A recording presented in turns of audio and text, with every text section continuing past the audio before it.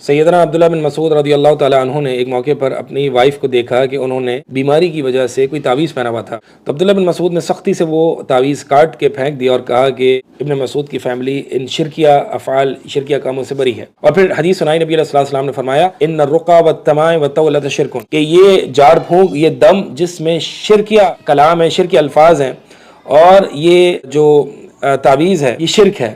یہ تعویذ جو ہم دیکھتے ہیں، یہ دھاگے، چھلے، یہ جو مصیبت ٹالنے کے لیے، یہ مصیبت سے بچنے کے لیے ہمارے معاشرے میں عام رائج ہیں۔ آپ دیکھیں کہ لوگوں کے گلوں میں، ہاتھوں میں کالے دھاگے، اور اسی طرح جو ہے وہ چھلے، اور اسی طرح گاڑیوں کے پیچھے کالا کپڑا یا جوتا، اس طرح کی چیزیں لٹکائی ہوئی ہوتی ہیں۔ یہ سب شرکیہ چیزیں ہیں۔ کیوں؟ کیونکہ اللہ تعالیٰ نے اس کو سبب نہیں بنایا۔ اگر کوئی شخص کہے کہ بھائی یہ تو صرف سبب ہے، بچاتا اللہ ہی ہے، شفا اللہ ہی دیتا ہے، مصیبت اللہ ہی ٹالتا ہے، میں نے تو صرف یہ تعویذ لٹکایا ہوا ہے تاکہ اللہ تعالیٰ اس کے ذریعے میری مصیبت ٹال دے، تو آپ کو یا مجھے کس نے بتایا کہ اللہ تعالیٰ اس کے ذریعے مصیبت ٹالے گا؟ اللہ تعالیٰ نے جس کے ذریعے مصیبت ٹالنی ہے، اللہ تعالیٰ نے وہ نبی علیہ السلام کی زبانی بتلا دی۔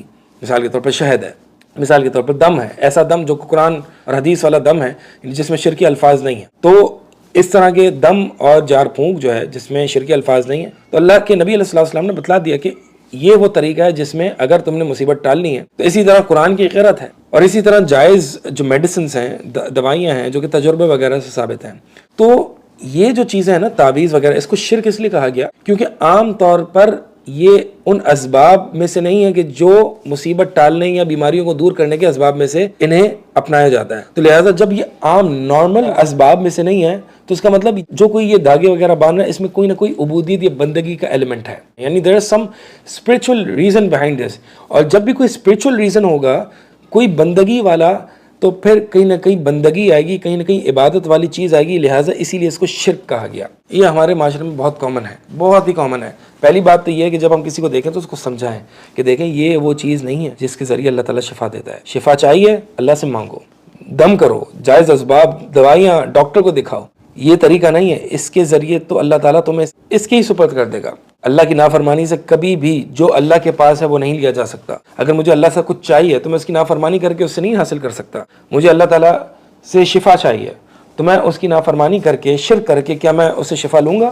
لہٰذا ہمیں جو ہے نا دیکھنا چاہیے کہ نبی علیہ السلام کی تعلیمات کیا ہیں۔ شرک ہے یہ ساری چیزیں، ان چیزوں سے اپنے آپ کو دور رکھنا چاہیے، اور جن لوگوں کو دیکھیں ان کو آرام سے، پیار سے سمجھائیں۔ یہاں پہ عبداللہ بن مسعود نے سختی اس لیے کی، ایک سینسٹیوٹی اور حساسیت دکھانے کے لیے کہ یہ بہت کوئی چھوٹا معاملہ نہیں ہے، یہ بڑا معاملہ ہے۔ آج ہم نے جو ہے نا بس ہمارا دین دھاگوں، چھلوں، فریمز لٹکا لو، ڈیکوریشن کے لیے آیات لٹکا دو، اور اچھے سے قرآن میں یعنی دین ہمارا ایک یہی رہ گیا ہے، جو نمازیں پڑھنی ہیں، جو اللہ سے مانگنا ہے، اللہ کی عبادت کرنی ہے، اور جو اللہ تعالیٰ نے ہمیں جن چیزوں کو چھوڑنے کا حکم دیا ہے ان کو چھوڑ دیں۔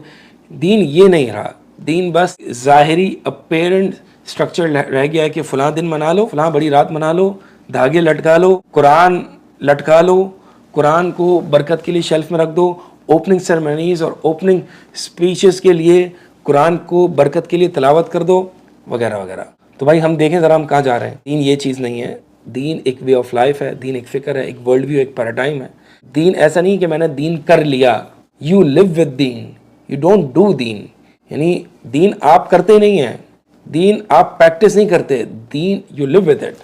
تو لہٰذا ہمیں ان چیزوں پر غور فکر کرنی چاہیے کہ دین کیا ہے، اللہ کے نبی علیہ السلام کی صحیح تعلیمات کیا ہیں۔ سبحانک اللہم و بحمدک، اشہد ان لا الہ الا انت، استغفرک و اتوب الیک۔